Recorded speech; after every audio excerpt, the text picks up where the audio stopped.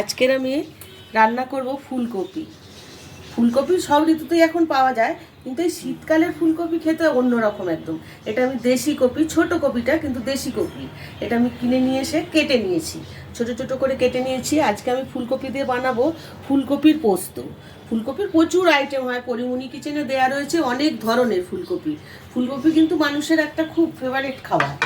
আমি ফুলকপির পোস্ত বানানোর জন্য নিয়েছি একটা পেঁয়াজ কুচিয়ে নিয়েছি, নুন, কাঁচা লঙ্কা, হলুদ, কালো জিরে আর পোস্ত বেটে নিয়েছি কিছুটা।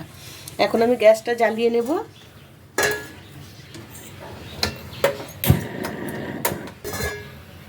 কড়াইটা বসিয়ে আমি এখন এর মধ্যে তেল দিয়ে নেব।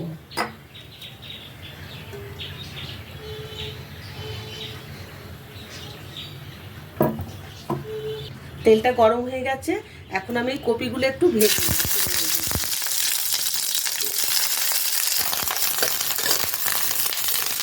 সামান্য একটু হলুদ দিয়ে দেবো আমি, দিয়ে আর সামান্য একটু নুন দেবো, দিয়ে আমি এগুলো ভালো করে একটু ভেজে নেব কপিগুলো।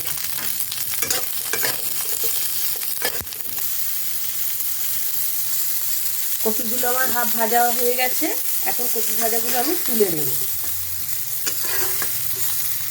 কপিগুলো তুলে নিয়েছি, এখন কড়াইতে আমি তেল দেব। তেলটা একবারই দিয়ে দেবো, আর কিন্তু পরে তেল দেবো না আমি। তেলের মধ্যে আমি দেব কালো জিরে, আর দেব পেঁয়াজ কুচানো কিছুটা।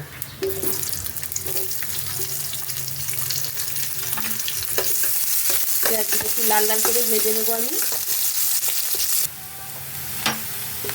পেঁয়াজগুলো লাল লাল করে ভাজা হয়ে গেছে, এখন আমি এর মধ্যে মশলা দেব। পোস্ত বাটাটা আগে দিয়ে দেবো, দেবো হলুদ গুঁড়ো হাফ চামচ, নুন দেবো প্রয়োজন মতন,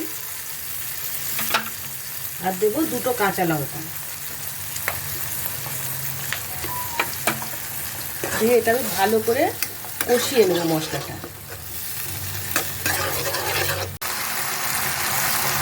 মশলাটা কষানো হয়ে গেছে, দেখুন তেল দিয়ে আছে চারিদিক থেকে। এখন আমি এই কপিগুলো এর মধ্যে দিয়ে দেবো,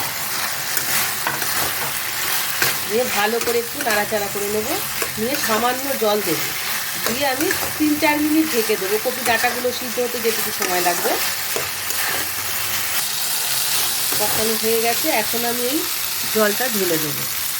কপির ডাঁটাগুলো সিদ্ধ হতে যেটুকু সময় লাগবে আমি 3-4 মিনিট ঢেকে দেবো। এখন আর 4-5 মিনিট হয়ে গেছে, আমি এখন ঢাকাটা খুলে দেখি। একদম রেডি হয়ে গেছে দেখে মনে হচ্ছে, কিন্তু সিদ্ধ হয়েছে কি আমি একটু দেখি কপি ডাঁটাগুলো একদম সিদ্ধ হয়ে গেছে দেখুন। এখন আমি গ্যাসটা বন্ধ করে নামিয়ে নেব।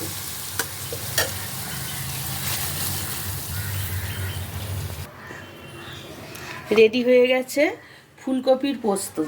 ফুলকপির অনেক কিছু আইটেম হয়, খেয়ে দেখবেন, কিন্তু এইভাবে পোস্ত করে একদিন খেয়ে দেখবেন, গরম ভাতে তো মানে একদম খুব ভালো লাগবে। রুটি, পরোটা সব কিছুর সাথেই যাবে।